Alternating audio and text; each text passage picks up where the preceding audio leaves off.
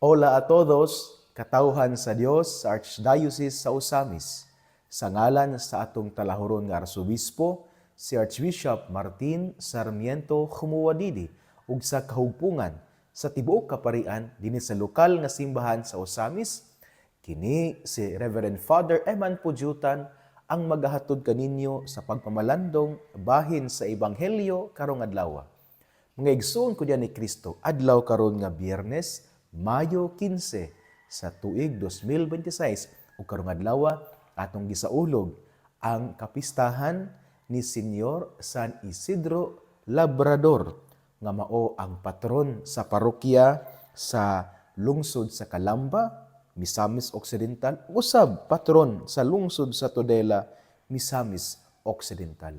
Busa sa mga parokyano ni Senyor San Isidro Labrador diya sa lungsod sa Calamba ug sa mga parokyano ni Senyor San Isidro Labrador diya sa lungsod sa Tudela, malipayong fiesta kaninyong tanan. Viva Senyor San Isidro Labrador. Kita magpasalamat nga sulod na pud sa usa ka tuig kita giubanan sa ato ang pinalanggang patron nga mao ang ato ang manlalaban didto sa langit nga mao si Senyor San Isidro Labrador. Again, happy fiesta diya sa Calamba o happy fiesta usab diya sa Tudela.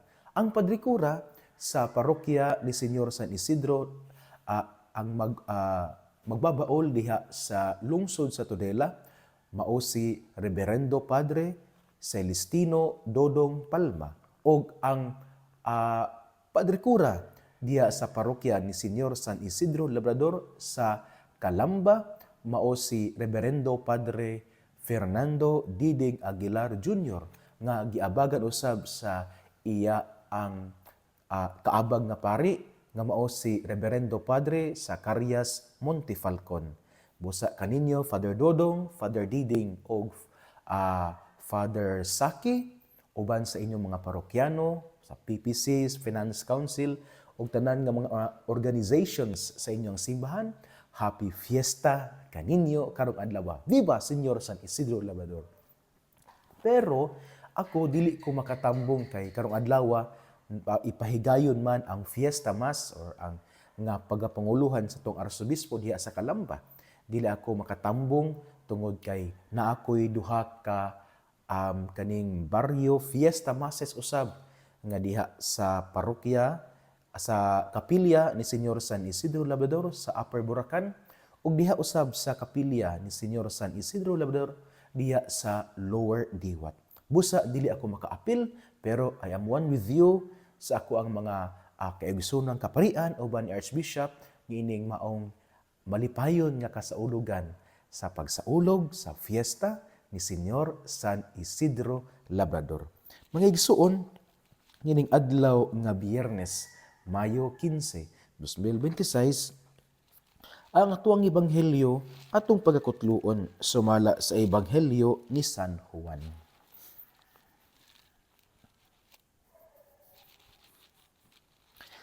Si Jesus mingon sa iyang mga tinun-an, sultihan ko kamo, maghila kamo ug magminatay, apan malipay ang kalibutan.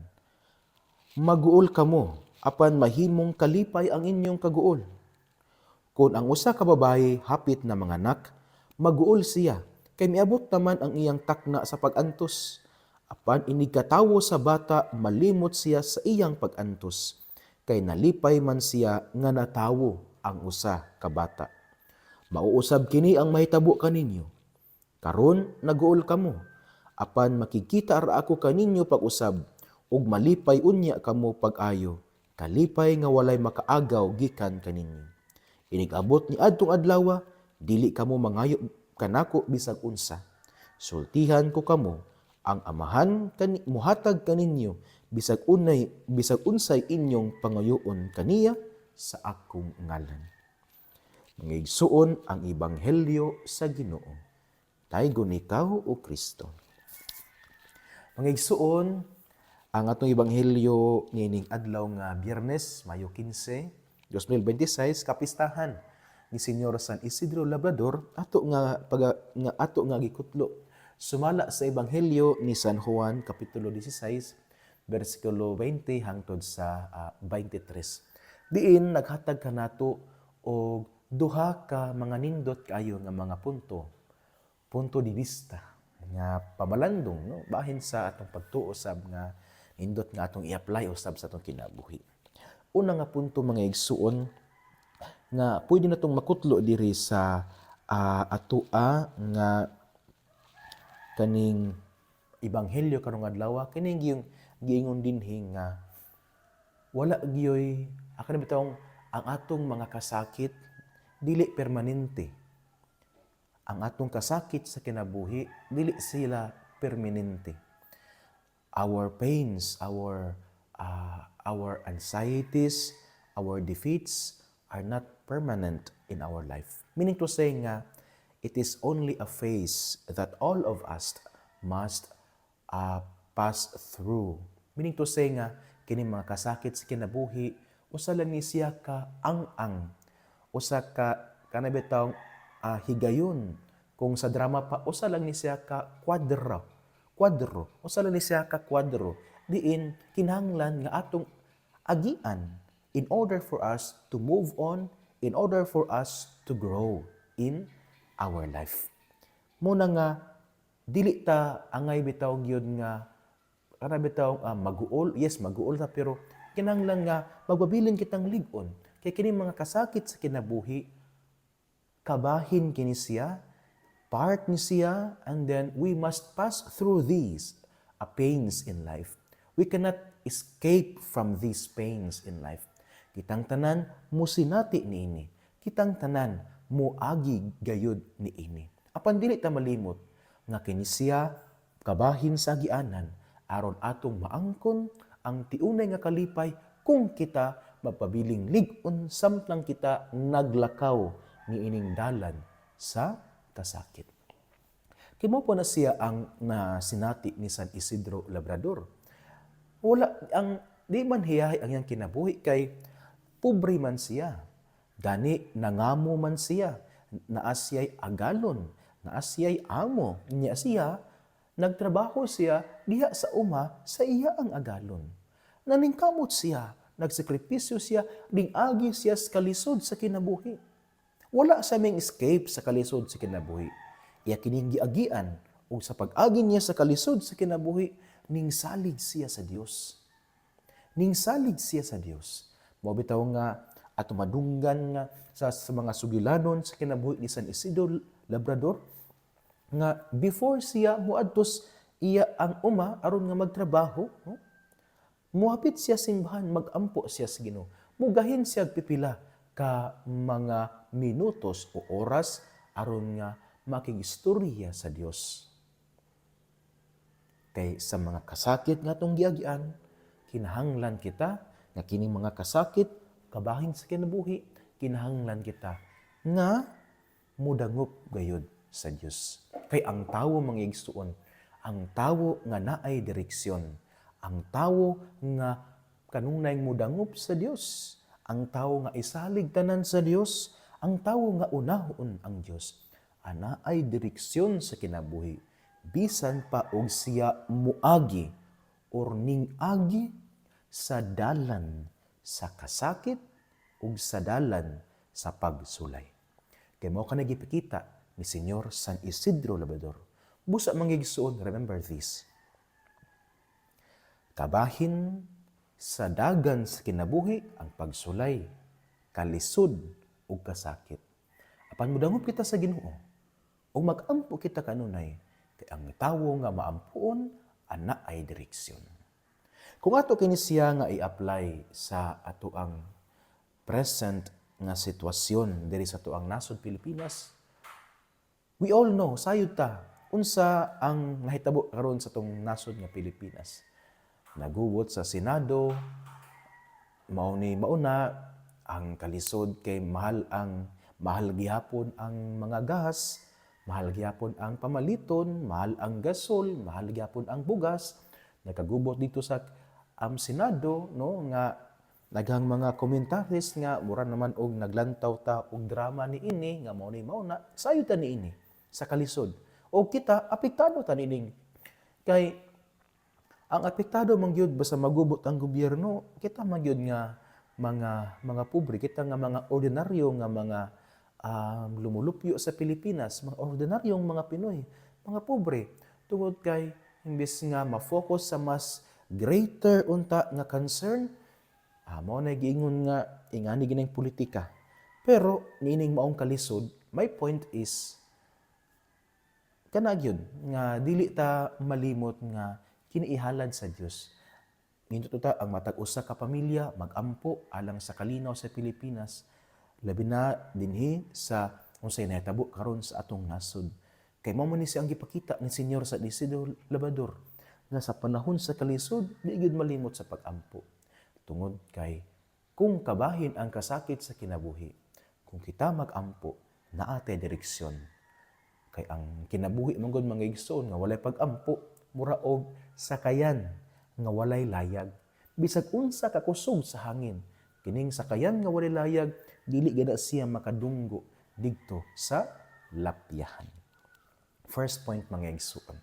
Second point mga igsoon, niining ato nga kaning ebanghelyo karon ug usab sa kapistahan sa ni Senyor San Isidro Labrador, kining giingon dinhi nga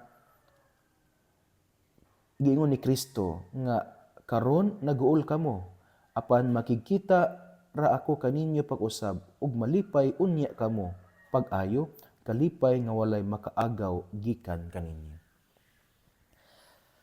Kini nagtudlo kanato mga igsuon or nagpahinumdom kanato mga igsuon that authentic happiness can only come from our Lord.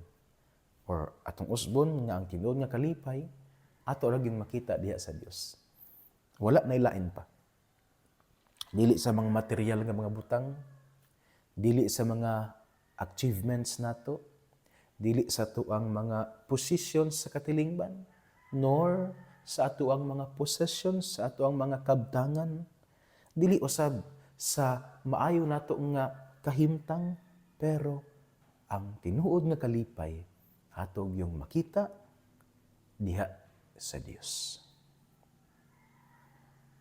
Well, makalipay man kung kita anaay nindot nga posisyon sa katilingban. Makapalipay man kung kita wala ta naglisod financially. Makapalipay man kung kita natay something bitaw nga murag naabot sa kinabuhi. But all these things will become void elements if God is missing in our life. Kining mga butanga walay bili. Hawang walay pulos kung wala ang Dios sa atong kinabuhi. Kay ang tinuod nga kalipay ato lamang makaplagan diha sa Dios. Kinihagit kanatong tanan mga igsuon. Nga unta dili nato wad-on ang Dios diha sa atong kinabuhi. Kinihagit kanatong tanan nga dili unta nato ipadaplit ang Dios diha sa atong kinabuhi. Kung atong lantahon bitaw si kinabuhi ni Senyor San Isidro Labrador, iya biging permiting giuna ang Ginoo. O gumikan kayang giuna ang Ginoo, atong makita nga malipayon siya. O gumikan ni ana sa iyang kalipay, usab ang iyang asawa nga si Maria, Santa Maria de la Cabeza, nahimong magmalipayon ug silang duha nahimo sila nga mga santos o santa.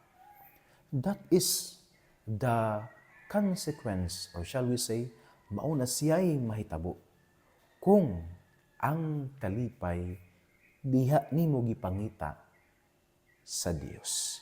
Because sama sa ingon nga namatay kalipay nga makita sa mga earthly things, sa mga butang sa kalibutan, mga achievements, so on and so forth. But susama na kining mga butang nga mga temporary, ang atong kalipay usab nga makuha gikan nila temporaryo. But if ang atong kalipay, atong gipangita sa Dios nga eternal, ang ato usab nga kalipay mahimo usab nga eternal. Kay ang kalipay nga gikan sa Dios is not something external. Dili siya gikan sa gawas. It is internal, meaning to say the disposition of the heart. Unya kung ang kasing-kasing dispose nga malipayon, ato i-connect sa first point, bisag unsay giagian, kalipay man o kasakit, naa gyapon ang pagbati nga malipayon.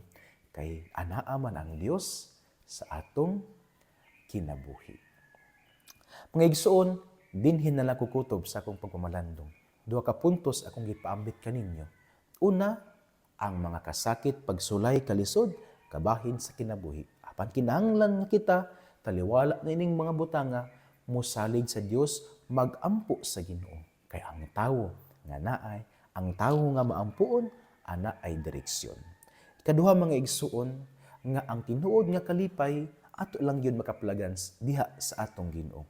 Kay si Kristo mismo ang nag-ingon, karon naguol kamo, apan makikita ako kaninyo, pag unya kamo malipay pag-ayo, kalipay nga walay makaagaw gikan kaninyo. Meaning to say that happiness, ang tinuod nga kalipay, ato lamang makitaan, makaplagan, ug masinati diha sa atong Ginoo.